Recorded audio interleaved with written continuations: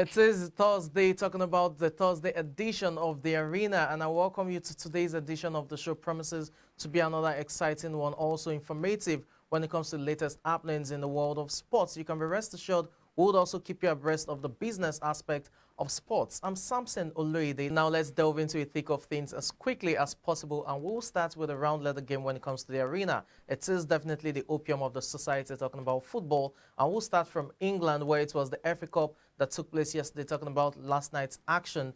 And we had two big guns in action, talking about Chelsea and Liverpool. But let's start with Liverpool, who ran out 2-1 winners against Norwich City, and the fight for all four titles is still on, talking about the quadruple from Jurgen Klopp's men. Remember, it's one down, talking about the Carabao Cup triumph, and they still have three more to play for: the Champions League, the Premier League, and the FA Cup. This is the first time that Jurgen Klopp will get his team into the quarterfinal stages ever since they took charge, and that shows you how important the pursuit of all three trophies remaining are for Liverpool. It was Takino Minamino who got a brace in the match, scoring 2 goals first before Norwich pulled one back, but Liverpool were able to hold their own. You had Alisson Becker in goal, you had the likes of Chamberlain play as well, Origi was in the mix. French players who couldn't get minutes when it comes to Premier League football or Champions League football, having enough minutes for themselves when it comes to the FA Cup. It is the quarterfinal stages right about now, and Liverpool definitely will fancy their chances. Minamino has been in absolute form when it comes to playing as one of the deputies, so to speak. Remember, when it comes to the attacking trident of Salah, Firmino, Jota, or rather Mane as it were, you definitely realize that the likes of Origi and Minamino can only make do with the bench. But it was Minamino's brace who got them through, and it was meant to be, a smooth run. But towards the end, a bit of fatigue, you want to say, but they were still able to hold on to the 2-1 win over Norwich City. For Norwich City, not everyone even expected them to get to that stage, but hey, the journey ends, and now they can fully concentrate on the fight for Premier League survival, which seems really, really, really gloomy at this point in time, considering that they have their work cut out when it comes to escaping relegation this season. But for Liverpool, the fight continues. Remember, no English team in the history of football has won the quadruple. That's the Champions League, the Premier League, and the 2 domestic cups, which is the FA Cup, and I beg your pardon, the FA Cup and the Carabao Cup in the same season. So Liverpool have the chance to make history. Let's see if they can make it happen. But you have to give them kudos. It's one man down when it comes to, or one trophy down, you want to call it, Carabao Cup victory. So let's see if they can make it count in the Premier League, where they're 6 points behind Manchester City, though they have a game at hand. Now, still talking about FA Cup action yesterday night, we had Chelsea Football Club in action as well. And what a scare it was. Talking about Luton Town providing a scare for Chelsea Football Club. It was a 5-goal thriller that ended 3-2 in favor of Chelsea. But you had Luton Town go ahead first. And then for Chelsea, it's been turbulent weeks for them, considering that they've had to deal with several off-the-field issues. You've had the Lukaku saga, which seemed to disrupt the team at some point. But they went to the Club World Cup in Dubai and were able to, in Abu Dhabi, I beg your pardon, and able to play so well, winning the title, becoming world champions. But that also stalled when they lost that heartbreaking penalty shootout to, Liverpool when it comes to, when it came down to the Carabao Cup final. But yesterday it was Lukaku who scored the winning goal from them, sliding from close range to hit it home. And for Liverpool, for Chelsea, I beg your pardon,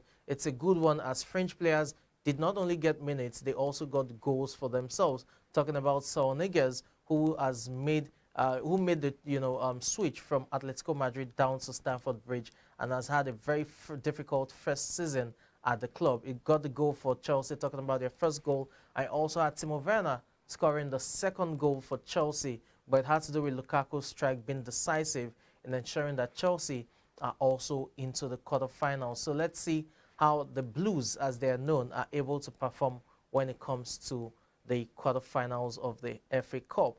And still staying with Chelsea now, let's talk about the off-field issues. Just an hour prior to the match, the FA Cup match against Luton Town, the news that shocked not just Chelsea, but the Premier League and the footballing world was announced, and that's the announcement from owner Roman Abramovich that is putting up the club for sale.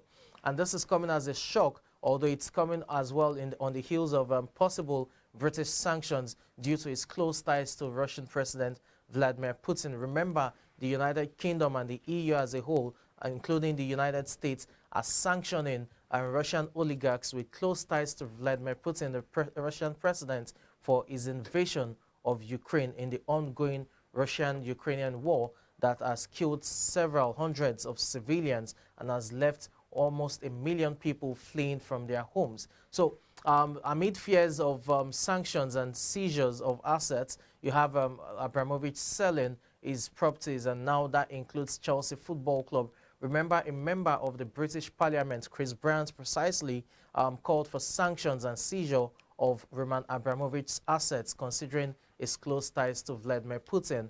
And just a few days back, you also had Chris Brown making use of parliamentary privilege to disclose that Roman Abramovich is now selling his properties in England and UK as a whole. So it's not a surprise that Chelsea Football Club is now up for sale. Now, this leaves the club in a bit of quagmire, but the good news is that Roman Abramovich has decided that the $2 billion or 1.5 billion pounds that the club owes him, he will not call in on that loan, because if he does, then Chelsea will become bankrupt and will be expelled from the Premier League. But he has decided to forgo the 1.5 billion pounds debts that the club owes him. That's a whopping amount of money. And another good gesture that Roman Abramovich has made is that the net worth, when it comes to the net proceeds, when it comes to the sale of Chelsea Football Club, all of that will go to the victims of the war in Ukraine that is ongoing. So it shows you the largeness of heart,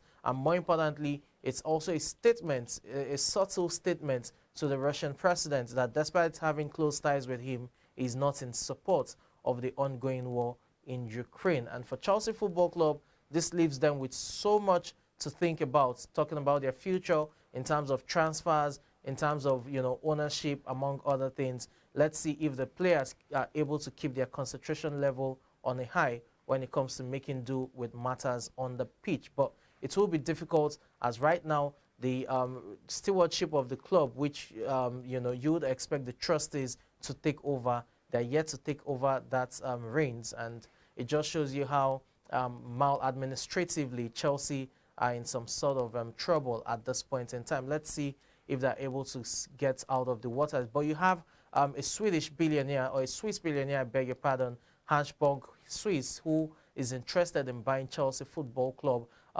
Abramovich has pegged the club at £3 billion, but there are talks that Borg wants to get it for £2.5 billion. I'm sure in the coming days we'll get clarity regards who is able to meet Abramovich's, you know, selling price, or if he would be able to water the price down so that the sale of the club can go through. But he has said it won't be hastened, that the process, the due process, will be followed. Let's see how that pans out for Chelsea Football Club. Now, still talking about the impact of the Russian-Ukrainian war on football, another English club, this time around Merseyside, precisely, Everton Football Club, have also severed all commercial ties that they have with various Russian companies, and this is coming on the back of their owner, or rather the chairman of the company that is linked to Everton's training ground, among all other commercial sponsorships, who has his assets seized by the EU, and that's talking about Alisher Usmanov, whose assets all across Europe has been seized.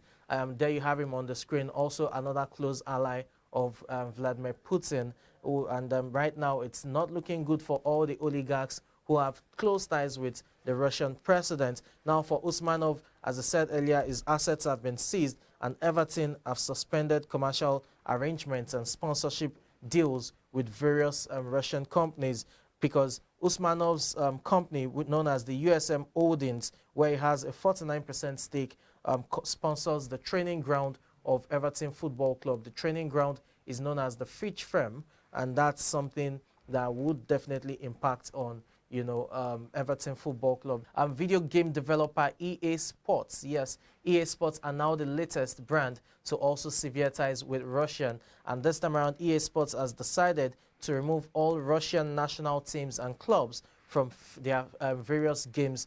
You have your FIFA 22. You also have your NHL 22, which is the hockey game. So you would not have Russian national teams or clubs in their various games going forward. And this is the second time that EA Sports will be doing this.